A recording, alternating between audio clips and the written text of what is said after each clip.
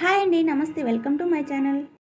ఇవాల్టి మన రెసిపీ వచ్చేసి పిల్లలందరికీ ఎంతో ఇష్టమైన మ్యాంగో స్టఫ్డ్ కుల్ఫీ అండి. ఇంట్లో ఈజీగా ఎలా ప్రిపేర్ చేయాలో చేసి చూపిస్తానో చూసేయండి. ముందుగా స్టవ్ మీద ఒక ప్యాన్ పెట్టుకొని అందులో 1/2 లీటర్ ఫుల్ ఫ్యాట్ మిల్క్ని వేసి బాగా మరగనివ్వాలి. ఈ 1/2 లీటర్ కాస్త 1/4 లీటర్ అయ్యేదాకా బాగా మరిగించుకోవాలి. ఇలా మరిగించుకోవడం వల్ల మంచి టేస్ట్ వస్తుంది. చూడండి, పాలు బాగా మరిగాయి కదా. ఇందులో 3 స్పూన్ల షుగర్,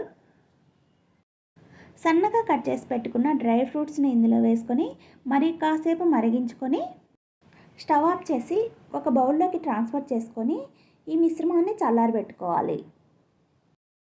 ఇది చల్లారేలోపు మనం బాగా పండిన మామిడికాయలను తీసుకొని ఈ విధంగా కట్ చేసుకోవాలి. ఈ విధంగా కట్ చేసుకున్న తర్వాత వీడియోలో చూపించిన విధంగా టెంకను రిమూవ్ చేసుకోవాలి. చూడండి, ఇలా టెంకను స్పూన్తో కానీ నైఫ్తో కానీ ఇలా రిమూవ్ చేసుకోవాలి. మీకు వీడియోలో చూపించినంత ఈజీగా టెంక రిమూవ్ కాలేదండి. ఈ టెంక తీయడానికి నాకు కాస్త టైం పట్టింది.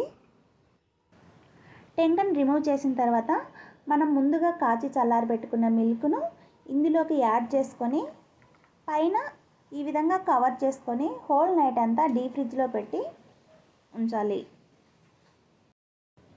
చాలా టేస్టీగా ఉందండి.